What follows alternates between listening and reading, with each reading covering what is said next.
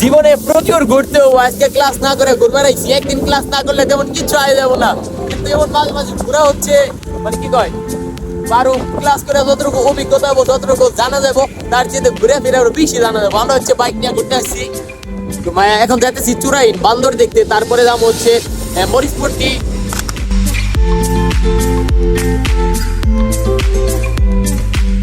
বান্ধব দেখ পড়াইছে এই করো আমি ওদিকে বুঝছো বান্ধব দেখাই আগে ভাই ওদিকে তাকাই দিছি ভাই। কমান্ডার কো কিছু কইবো না ভাই। এই যে কয়েকটা বন্ধুর আমরা একসাথে দেখে আমরা হয়েছে মানে পুরো ডরাই গেছিলাম। নুরুই করো আমি সামনে তাকাই দিছি ভাই ঝোপে থেকে আমার চোখে চোখ পড়ছে আমির আর বলো। অনেকক্ষণ খোঁজাখুঁজির পরে অবশেষে বান্দর পাইছি। আসার সময় আমরা অনেকক্ষণ চোরাই নিয়ে জায়গাতে অনেকক্ষণ ঘুরতেছিলাম, বান্দর পাইতেছিলাম না। এত ডরাইছি, হোন্ডা চালাইতেছিলাম উপরে থেকে একটা গাছ ভাঙ্গে একদম উপরে পড়ন ধরছিল, কিন্তু পরে নাই। বান্দর তো বান্দরই জুল্লা ছিল, 3 জন ছিল, ওরা পেছন থেকে একবার নড়া দিছে, হোন্ডা সহ পরে ধরছিলাম। ভাই যেই লেভেলের ডরাইছি আর যে বান্দর ভাই সে লাগতেছে, মানে আমরা স্বার্থ বুঝতে হো নামে কেমনি ভালোভাবেই করো। আর এইদিকে ঘুরাও, এই এটা হচ্ছে আমাকে দেখতেছে, এই যে একটা বয়ে আমরা কি কার্যকলাপ করতে শিখতেছে।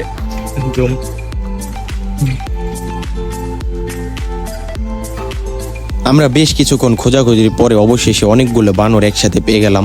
বানরগুলো যেভাবে আমাদের সামনে দিয়ে হাঁটাহাঁটি করছিল, লাফালাফি করছিল, আমরা একটু ভয়ই পাচ্ছিলাম। কিছুক্ষণ পরে নুরুল হক বলল যে চলো ভাই আমরা কয়েক প্যাকেট চিপস এনে বানরগুলোকে খাওয়াই। ওর কথা মতো আমরা কয়েক প্যাকেট চিপস কিনে আনি, কিন্তু চিপস কিনে আনার পর দেখতে পাই আমরা সামনে কোনো বানর নেই, একটি বানর ছাড়া।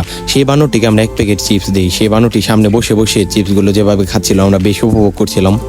বানরগুলো এই গাছ থেকে ও গাছে যেভাবে লাফালাফি করছিল দেখতে খুব ভালোই লাগছিল, তাই আমি শুধু ভিডিও করতেই ব্যস্ত ছিলাম।